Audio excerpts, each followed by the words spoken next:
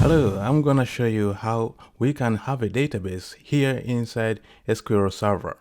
And I'm gonna be using a sample database for a fictional company called AdventureWorks. All you have to do is download this Microsoft GitHub page URL link. While on this page, scroll down to AdventureWorks database backups. And the file I want is this one called adventureworks2017.bak.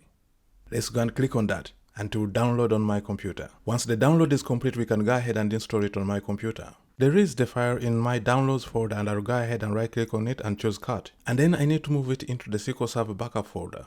And I can find that on my C drive inside of my program files, Microsoft SQL Server, then the folder that represents the server instance that we are working with. I'm working with SQL Server version 15 and my server instance is called MS SQL. Yours might be a different folder here.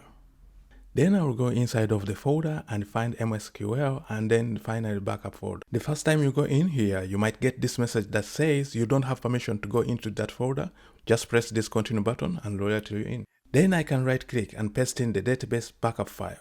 Now I need to install it on my SQL Server instance, and for that I'll go into the Management Studio. First I'll log into my server here.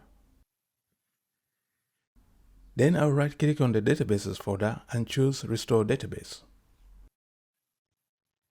I'll choose to pull the source from a device and I'll use the button there and press the ellipsis button over here on the right. My backup media type is a file. I'll press the add button here.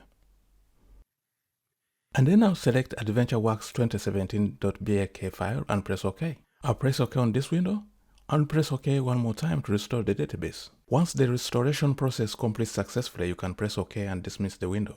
Finally, we can open the database folder and we can see the database right here. This will give us all the information that we can use when working with queries in SQL Server.